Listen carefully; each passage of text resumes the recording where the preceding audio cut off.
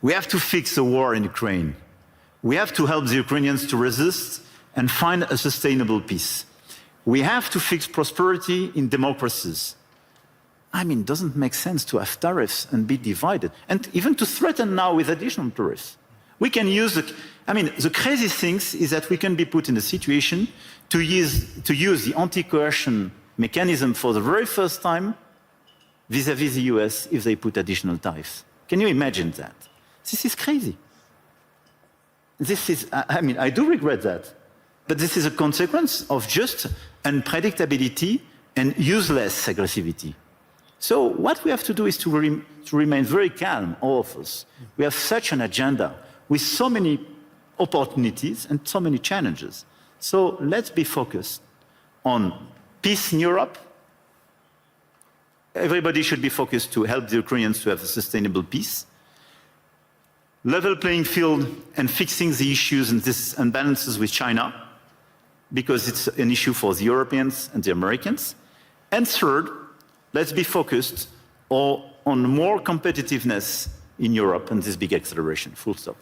What can we do right now to really accelerate it, to broaden the economies across Europe, that we have more participants? Is there any one silver bullet that you could do to really accelerate that type of growth? I don't think there is one silver bullet, but I think on the very short run, given the situation in some critical sectors, I think the European preference is a necessity because we are desynchronized with the others. And the second one is clearly a big bunch of simplification. The 28th regime, which is being prepared by the Commission, and the deepening of the single market is key.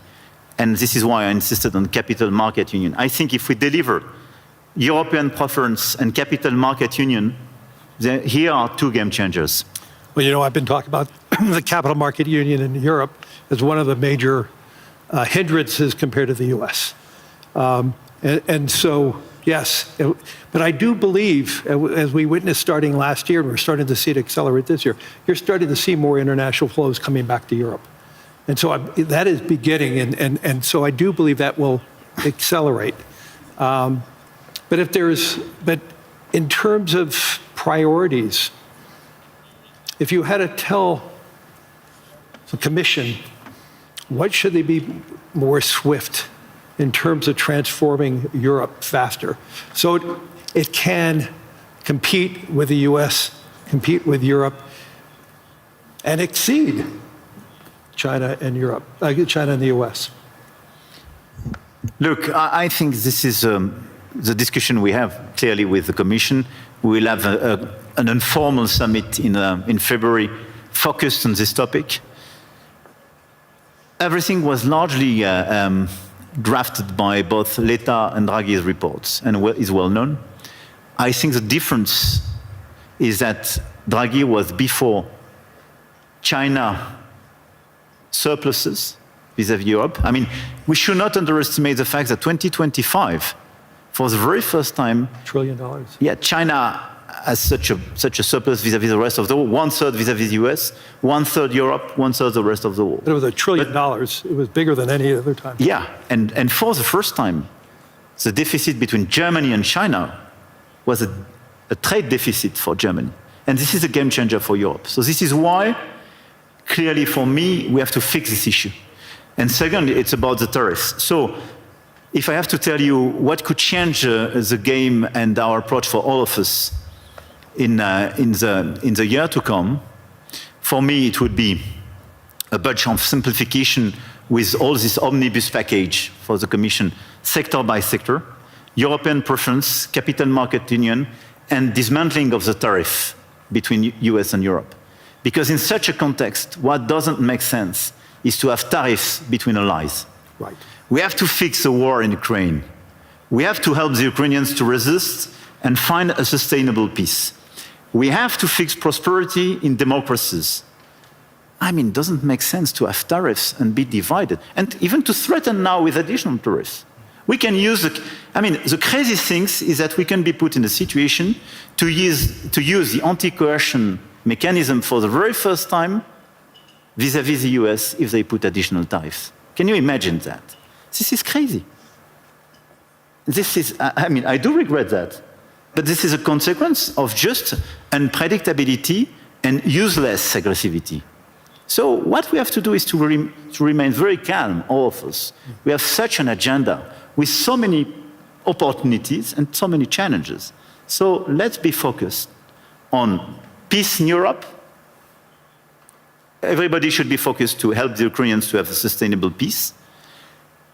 Level playing field and fixing the issues and these imbalances with China, because it's an issue for the Europeans and the Americans. And third, let's be focused on more competitiveness in Europe and this big acceleration, full stop. Throughout the sessions today, and I think during the week, AI is going to be the dominant conversation. And the question is, how does AI develop in Europe? I know there was one conversation already being held on that. What is your vision of AI for France specifically? Look, we are a strong believer, and 1 year ago we organized this AI summit in Paris, and we are one of the most vibrant ecosystems in Europe. We really believe and we are committed on AI because we really think that this is a game changer, not just in terms of productivity precisely and growth, but I mean because this is a true revolution. We have assets in order to do so. You have a grid and you have power too. We have power. And a grid. And low carbon energy. Yeah. No need to have new, coal plants or oil production in order to deliver the capacities for AI. I mean, this is important. We have 90 terawatt-hour available for more AI activities. We have a national grid, super pilotable. Third, we have available capacities for more data centers and computing capacities.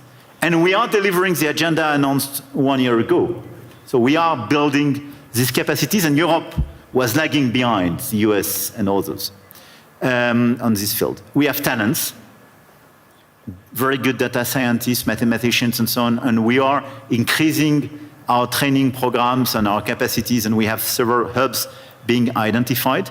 And we have a critical ecosystem with LLM champions, but as well, we have startup on AI and quantum, I don't forget them, which are extremely present in all these different fields. One of the best evidence of the attractiveness and this vibrant ecosystem is that Yann LeCun when he decided to leave Meta and set up his own company, established it in France a few weeks ago, which is for me a good evidence. Big win. A big win, and we will do our best to help him to work. This is a global company, but incorporated in France and established in France with these talents. So we have all these assets. But what is important for me now is to invest, to help all the startups and the companies in this sector to do much more and to increase, but to do my best in order to make sure that their domestic market is the EU market and not just the French one. Right. And when we speak about strengthening the single market, this is this point. And this is a game changer, because it means your domestic market is not just 68 million inhabitants, but 450 million. It's super important. And it's important for Europe to have that unified grid, which it does not have yet. Exactly. So, with our remaining time, is there any one message that you really want to push over the course of your remaining term that really will resonate, not just resonate for France, but resonate for the world? Look, I really believe that we are in these very challenging times, and you mentioned some of these challenges in your speech. I did in mind, and unhappily, we were even not totally complete. Mm-hmm. And at the same time, we see the level of investment in this world, in the current environment, and the ongoing revolution. This level of investment has no comparison with what happened during the past years, not to say decades.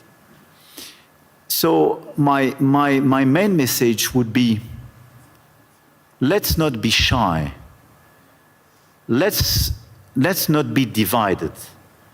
Let's not accept a global order which will be decided by those who claim to have the, I would say, the bigger voice or the bigger stick or the bigger one, I don't know. But let's focus on just common interests and common challenges. We know what we have to fix: growth, peace, climate. And we should not forget climate in this current agenda. We want peace, we want growth, we want climate. And investment, innovation, everything should be dedicated to fix these three issues. And in order to fix these three issues, let's focus on the key investments, the key innovation, but our ability to cooperate as well. And let's be clear, Davos was founded for restoring a global discussion, having a global discussion between business leaders, but as well governments and so on. A global discussion is a discussion where everybody is respected and where you provide an improvement and a way forward for every place and every people in this world. This is the only way to make it sustainable. And I think this is the right way to do. And even if this is less present in the global debate today, we should focus much more on this approach. More cooperation, and let's focus on our key challenge to deliver peace, prosperity, and decarbonization of our economies for our fellow citizens. This is our duty. As business leaders, as head of states and governments, and we have everything in order to deliver this agenda. Just let's be coordinated. Let's not waste time with crazy ideas. Let's not open Pandora box or new topics. And it's not a time for new imperialism or new colonialism. This is a time of cooperation in order to fix these three global challenges for our fellow citizens. Full stop. We ran out of time. I want to thank the President of the Republic of France, Emmanuel Macron, for his wisdom, but most importantly, for your humanity and your leadership. Thank you, Larry. Thank you, Larry. I appreciate it.